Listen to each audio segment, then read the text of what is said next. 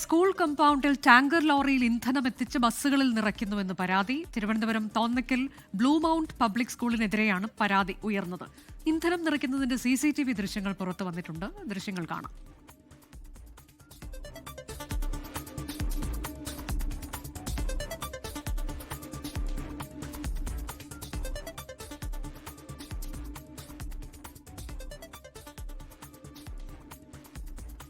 മേഘന മുരളി വിവരങ്ങളുമായി. മേഘന, ഏത് സാഹചര്യത്തിലാണ് ഇങ്ങനെ സ്കൂൾ കോമ്പൗണ്ടിനടുത്തേക്ക് ബസ്സുകൾ വരുന്നു, അവിടെ ടാങ്കർ ലോറി നിർത്തിയിട്ടിരിക്കുന്നു, അവിടെ വന്ന് ഇന്ധനം നിറയ്ക്കുന്ന അതൊക്കെ ഏത് സാഹചര്യത്തിലാണത്? Anuja, Thonnakkal Blue Mount Public സ്കൂളിനെതിരെയാണ് ഇപ്പോൾ രക്ഷിതാക്കൾ പരാതിയുമായി രംഗത്തെത്തിയിരിക്കുന്നത്. ഗതാഗത വകുപ്പ് മന്ത്രിക്കും അതുപോലെ തന്നെ ഫയർ ആൻഡ് സെക്യൂരിറ്റി ഡിപ്പാർട്ട്മെന്റിനുമാണ് പരാതി നൽകിയിരിക്കുന്നത്. സ്കൂൾ കോമ്പൗണ്ടിൽ ടാങ്കർ എത്തിച്ച് ലോറിയിൽ നിന്ന് ബസ്സിലേക്ക് ഡീസൽ നിറയ്ക്കുന്നു എന്നുള്ളതാണ് പരാതി. അത് ഒരു ദിവസത്തെ സംഭവമല്ല, നിരന്തരം ഈ കാര്യങ്ങൾ ചെയ്യുന്നു.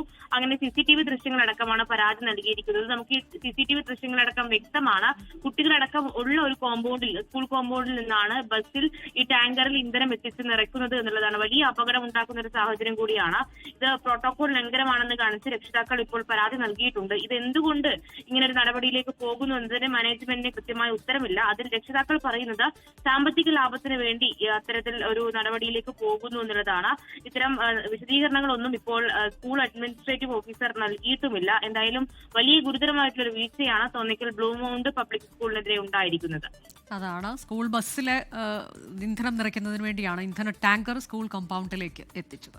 ലോകത്തെവിടെയായാലും ഏത് സമയത്തും 24 വാർത്തകളും ഓഗ്മെന്റഡ് റിയാലിറ്റി പാക്കേജുകളും എക്സ്പ്ലെയിനറുകളും വിശദമായി കാണാൻ ഞങ്ങളുടെ YouTube ചാനൽ നിങ്ങൾക്ക് സബ്സ്ക്രൈബ് ചെയ്യാം.